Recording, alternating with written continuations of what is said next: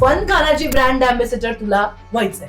What's the story? आपणच एका project साठी भेटलो होतो. Correct. स्वामींचं गाणं केलं आपण. जेव्हा ते मी मखानास खाल्ले तेव्हा मला खूप भारी वाटलं, कारण की माझा एक खूप फेवरेट फ्लेवरच माझ्या समोर आधी आला, पाणीपुरी फ्लेवर.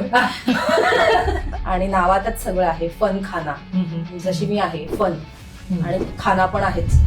पण हे मला नाव कसं सुचलं फन खाना? लोकांमध्ये एक मिथ आहे की हेल्दी फूड चवीचं नसतं, हे चेंज करायचं होतं म्हणून Correct. फन खाना, फन करके खाओ ना और हेल्दी भी खाओ, तंदुरुस्त भी रहो, प्रोटीन विटामिन कॅल्शियम सब ले लो.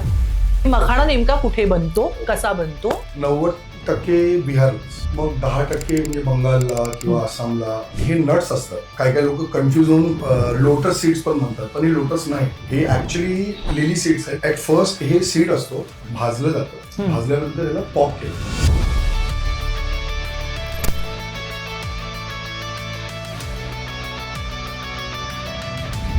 जिम झाल्यावर किंवा चहा सोबत संध्याकाळी चेतना शूटिंग मध्ये इकडे तिकडे धावपळ असते, मग ते on the go she can have as a snack. कसं आहे, याच्यात झिंक आहे, फॉस्फरस आहे, प्रोटीन आहे, कॅल्शियम आहे. सो बायकांसाठी तर it's a bone in disguise.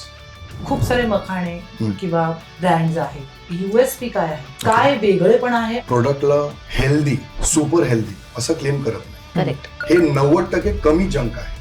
तुझी लाईफस्टाईल तू कशी मेंटेन करते आणि आपकी फिटनेस का राज क्या? बायकांनी स्वतःकडची कला किंवा बिझनेस करायचा असेल तर काय तू त्यांना टिप्स देशील? तुमचे नवरे कितीही मोठे म्हणतात अंबानी श्रीमंत नाव घेऊ नये, पण एक त्या लेवलचे असते तरी बाईने 10,000 तरी मिनिमम कमवावे, पण स्वतःच्या हिमतीचे.